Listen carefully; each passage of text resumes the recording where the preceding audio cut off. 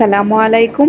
আজকে আমি আপনাদের সাথে শেয়ার করব বাজারে কেনা ক্রিম ছাড়াই ডিমের সাদা অংশ দিয়ে কেকের জন্য পারফেক্ট ক্রিম তৈরি। ডিমের সাদা অংশ দিয়ে যে এতটা পারফেক্ট ক্রিম তৈরি করা যায় আপনারা ভাবতেই পারবেন না। আর বাজার থেকে কিন্তু কেনা ক্রিম দিয়ে এই কেক তৈরি করতে হবে না। আপনারা ঘরেই ডিমের সাদা অংশ দিয়ে ক্রিম তৈরি করে যে কোনো কেক বা জন্মদিনের কেক তৈরি করে নিতে পারবেন খুব সহজে। তাহলে চলুন দেখে নিই রেসিপিটি। ডিমের সাদা অংশ দিয়ে কেক তৈরি করার জন্য প্রথমে আমি একটি প্যানের মধ্যে নিয়ে নিচ্ছি 1 কাপ চিনি। 1 কাপ চিনির জন্য আমি এখানে 1 কাপ পানি নিয়েছি। এখন পানিটা দিয়ে দিচ্ছি। এখন একটি স্প্যাচুলারের সাহায্যে এইভাবে করে চিনিটাকে নেড়েচেড়ে পানির সাথে খুব ভালো করে মিক্সড করে নেব। চুলার আঁচটা মিডিয়াম হিটে রেখে চিনিটাকে খুব ভালো করে জাল করে নিতে হবে। মাঝে মাঝে স্প্যাচুলারের সাহায্যে চিনিটাকে এইভাবে করে নেড়েচেড়ে দিতে হবে, না হলে কিন্তু নিচে পুড়ে যেতে পারে এবং পুরা গন্ধ আসতে পারে। চিনির শিরাটাকে কিন্তু একদম ঘন করে জাল করতে হবে। এরপর একটি স্প্যাচুলারের সাহায্যে এইভাবে করে চেক করে নিতে হবে যে আঠালো টাইপের হয়েছে কিনা। যদি 2 আঙ্গুলের মাঝখানে এরকম একটি তারের মতো হয় তাহলে বুঝতে পারবেন এটা পারফেক্ট হয়েছে। অবশ্যই কিন্তু এরকম তারের মতো হতে হবে। এই সময়টাতে চুলাটা আমি অফ করে দেব। এখন এটাকে আমি একটি সাইডে রেখে দেব। এরপর একটি বোলের মধ্যে নিয়ে নিচ্ছি ডিমের সাদা অংশ। বোলটা কিন্তু একদম শুকনো হতে হবে, কোনো রকম ভেজা অবস্থায় থাকা যাবে না। রুম টেম্পারেচারে থাকা ডিম নিয়ে আমি ডিমের সাদা অংশটা নিয়ে নিচ্ছি। অবশ্যই কিন্তু ডিমের সাদা অংশটা নিতে হবে, কুসুমটা কিন্তু নেওয়া যাবে না। ফ্রিজে যদি ডিম থাকে তাহলে সেই ডিমটা 3 থেকে 4 ঘন্টা আগে বের করে রাখতে হবে। ডিমের সাদা অংশটা নিয়ে নেওয়া হয়ে গেছে। এখন এই ডিমের সাদা অংশটা দিয়ে আমি ফোম তৈরি করব। অবশ্যই কিন্তু একটি ইলেকট্রিক বিটার লাগবে। ইলেকট্রিক বিটার ছাড়া কিন্তু এই ক্রিম কখনোই তৈরি করা সম্ভব নয়।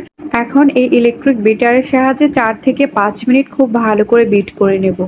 আমার এই ইলেকট্রিক বিটার সম্পর্কে আপনাদেরকে একটু বলে দিচ্ছি। আমার এই ইলেকট্রিক বিটারটা সনিফার ব্র্যান্ডের। এই ইলেকট্রিক বিটারটা আমার 1000 টাকা নিয়েছে। এই ইলেকট্রিক বিটারটা কিন্তু খুবই ভালো, আপনারা চাইলে কিন্তু কিনে নিতে পারেন। ফোমটা অনেকটাই তৈরি করে নেওয়া হয়ে গেছে। কাঁচা ডিমের গন্ধটা দূর করে নেওয়ার জন্য এখন আমি দিয়ে দিচ্ছি 1 চা চামচ ভ্যানিলা এসেন্স। অবশ্যই কিন্তু ভ্যানিলা এসেন্স দিতে হবে, এতে করে ফ্লেভারটা কিন্তু খুবই ভালো আসবে আর কাঁচা ডিমের গন্ধটা একদমই থাকবে না। এরপর যে চিনি শিরাটা তৈরি করেছিলাম সেটা কিন্তু গরম অবস্থাতে এভাবে করে অল্প অল্প করে দিয়ে বিট করে নেব।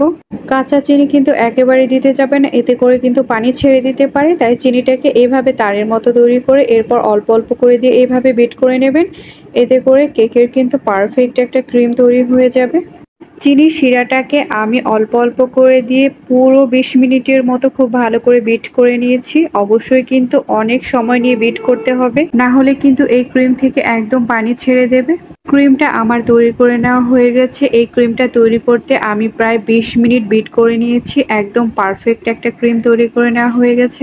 এখন এই ক্রিমটাকে একদম পারফেক্টলি সেট করার জন্য ফ্রিজে রেখে দিতে হবে। ফ্রিজে নর্মাল চেম্বারে 1 ঘন্টার মতো রেখে দিতে হবে। এতে করে এই ক্রিমটা কিন্তু একদম পারফেক্ট সেট হয়ে যাবে।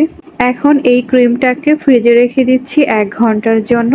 1 ঘন্টা পর ফ্রিজ থেকে ক্রিমের বোলটা আমি বের করে নিচ্ছি। একদম পারফেক্টলি সেট হয়েছে, আপনারা দেখেই বুঝতে পারছেন কতটা পারফেক্ট হয়েছে।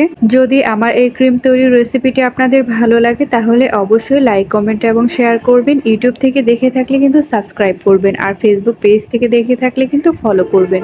আর আমার এই ভিডিওটি দেখার জন্য সবাইকে অনেক অনেক ধন্যবাদ।